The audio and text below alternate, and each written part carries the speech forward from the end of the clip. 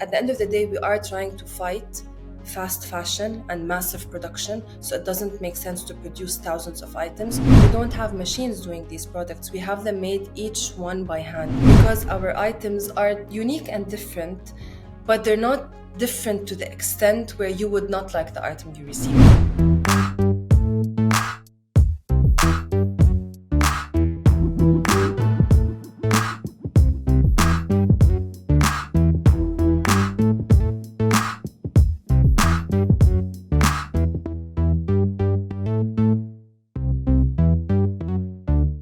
I'm Akanksha Kela Akashi, the founder of Refash, and today we're delving into the heart of the Arab world sustainable fashion revolution with our special guest, Loulya Halwany, the Senior Marketing and Sales Manager of Salad, who is joining us from Lebanon.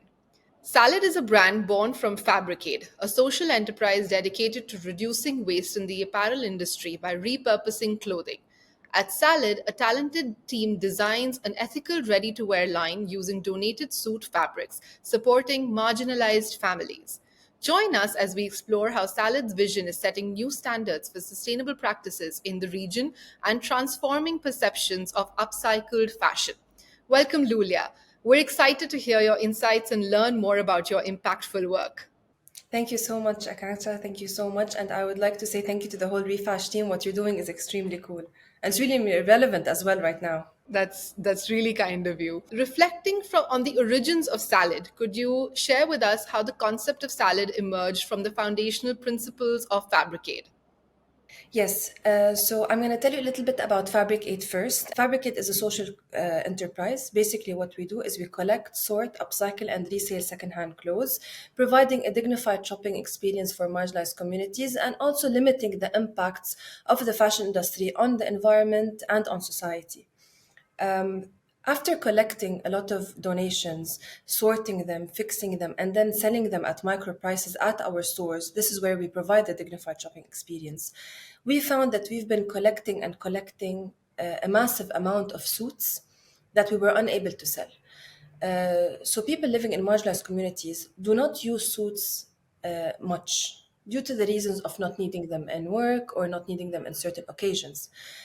We try to sell them elsewhere in our vintage stores that are a bit of targeting high-end fashion lovers, but those stores are also targeted towards higher income people, which are usually towards buying their own tailored suit. So we had a lot of suits, thousands of suits, just picking up dust at our facilities, and we decided if we are going to close the value chain of the apparel industry, we need to find a way to get rid of these suits in a way that is friendly to the environment and also maybe that has an economic value that would help us as a company and in our sustainability. And this is when we started, trying the whole idea of upcycling. What happens if we break a suit apart? What happens if we join them together? And more importantly, how can we create a line of clothing that can be repeated? So usually upcycling is something that is crafty. You know, you have a jeans that has a little bit of a rip, you cut the jeans, you make them short, you put some patchwork on them. It's extremely specific to someone's taste and capabilities.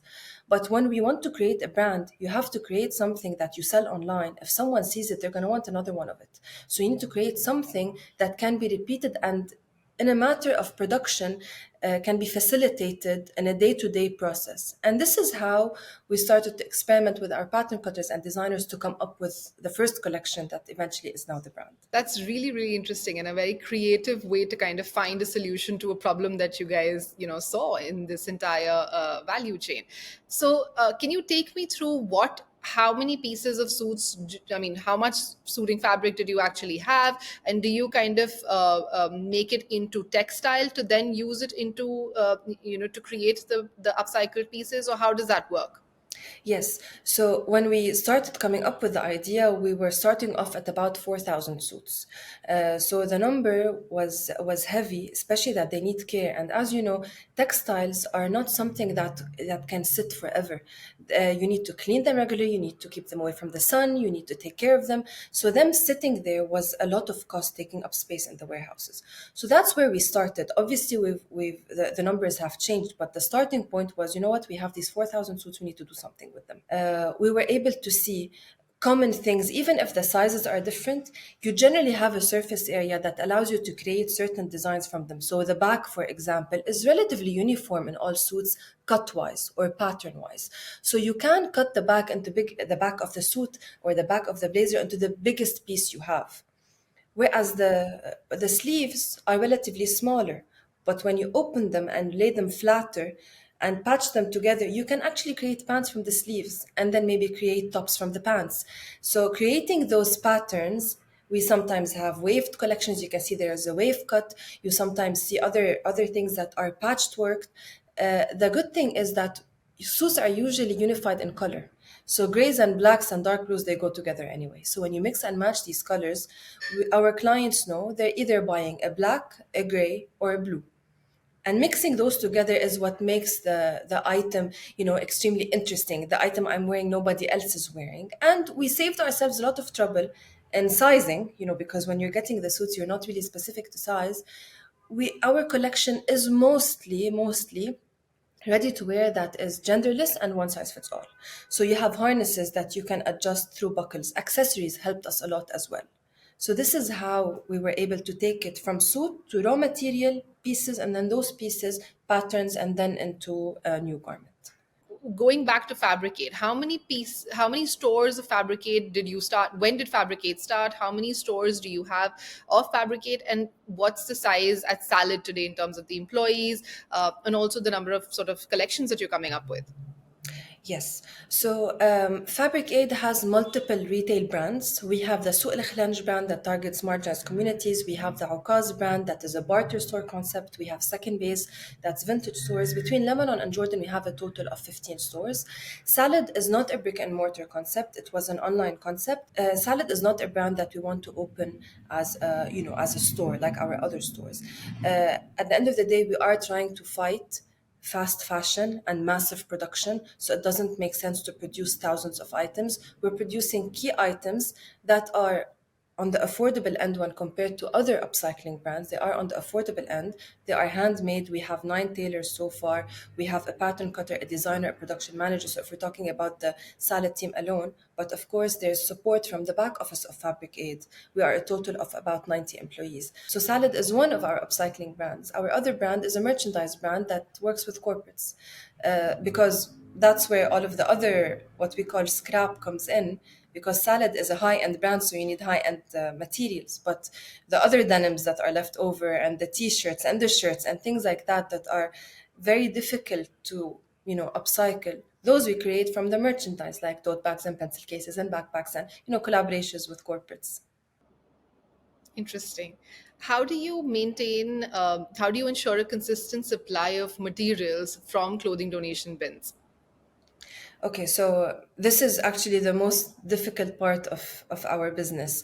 We have over 150 clothing donation bins in Lebanon, for example, and the key is to monitor the bins constantly. So you need to see, like, is this bin doing well? We find that supermarkets do very well because people know that the bin is there. Every time they go, they carry with them a bag. Putting them in places that are not as frequently visited, the bins don't do as well. They're doing well in schools, for example. We're doing programs with schools called the Teach Them Young program. Let's say, for example, we did a prom competition, we do Mother's Day activities, we do presentations for these students. So what we believe in is when you get into the Teach Them Young program, you get to the younger students, they're going to go home and tell mom all about it. And that's when she starts to go like, you know what? Take this with you to school, donate it. And we've actually built on a few activities with kids, and the results have been wonderful. So we're expecting the new generation to be better donors than the old ones, actually. In terms of the price of the garments, when you talk about the brand Salad, how do you come up with the price, and what is the response to the price when you started the brand? How do the customers respond to the price of these upcycled products? Yeah. So when we started off, we started to do the calculations of pricing versus cost, adding overheads, and then the margins and all of that. This is one exercise that we did, and we also supported that by market research to see what are other brands doing, what's the trend these days, how much are people willing to pay. considering that our operation is relatively expensive because we don't have machines doing these products. We have them made each one by hand. And usually, when you have items that are made by hand, the prices are usually on the upper end. And even in ready-wear, you're going to upper end prices. And this is what we found usually in other upcycling companies and other upcycling brands. Usually, the production of them is so costly that the items end up being at a $500, $600 range, but they were also key, like one item only. You don't have series of items, so we were able to create series which does not allow us to go up to that price point, but we have an average price of about $120, which we've seen so far is something that people are willing to pay and are accepting to pay. It is not fast fashion prices, which is something we don't want, because the idea of sustainable lifestyle and shopping sustainably is not buying 100 things. It's buying something that is good quality and wearing it multiple times. So people are liking our key items, they are buying them, we're getting good traction on them, which is why we're comfortable with our price. We don't think it's too high, we don't think it's too low. At the end of the day, it supports the mission and it supports the factory, which is the most important part. And you also sell on your own website. Yeah, it's interesting how we sold on our website because you don't have from the same item twice. So we were able to put the picture of the basic item and go like there are variations, and people actually enjoyed that. So when someone places an order, do you send them a picture of the piece that they're going to receive, or is it actually literally a surprise for them? It's literally a surprise. But And we were comfortable enough to do that because our items are unique and different, but they're not different to the extent where you would not like the item you receive. They're extremely similar, with minor variations. what is the current perception of upcycled fashion, thrifting, and secondhand shopping in the Arab world? And how receptive are customers and businesses to sustainable initiatives within the fashion industry? Okay, so we started off in secondhand fashion about 6 years ago. And we didn't find any difficulty in marginalized areas and low income areas because we provided a very good product. So also the stigma of, secondhand clothes or used clothing or can be really fixed when the clothes are clean and the stores are neat and the display is nice. If you treat secondhand clothes like first-hand clothes, you get the perception of first-hand clothes. I'm not going to say we've never had any, clashes. This is relatively new in the region, but not major to the extent where, there's a problem there. No. And we've had good results also with upcycling. I've been to in pop-ups in Kuwait and Iraq and Qatar. I've been and Dubai, of course, and we found that people accept upcycling even more than secondhand because to them it's new. It's if you cut up the suit and tailor it again, that's not the same item. It's new, so it's a Oh good wow, thing. Yeah. that's interesting to know. And I'm just curious to know, how did you come up with, who came up with the brand name salad, and why salad? So actually, the salad when we started, we didn't call it salad. It was called Remade at the beginning, but then when we had a consultant with a branding agency, and we filled the numerous papers of insights and ideologies and what our future we wanted it to look like and all of that, and they came back with a bunch of names that they thought would be relevant, and the weirdest one was salad. And then we all looked at it and we're like, you know what? It's a mix of different things that come into one dish that is healthy because it's sustainable. And so we decided salad was the best one. And what is next for Fabricate and Salad? I think right now Salad's main focus will be to go into partnerships and to be available in more stores. This is something that we're working on right now. We're also working on strengthening our merchandise. So we just launched 5 products, and they're going to be in stores in about a week in Lebanon and in about a couple of weeks in Dubai as well.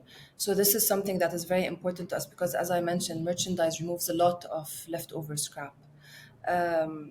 And then later we need to, the new collections, relaunching our website. So these things are very important to us that will start to happen towards the end of the year. Great. So that's the end of our conversation. Thank you so much for this, and thank you for your podcast, for your show. Thank you so much. And I wish you and the entire team at Fabricate and Salad all the best for everything that the future holds.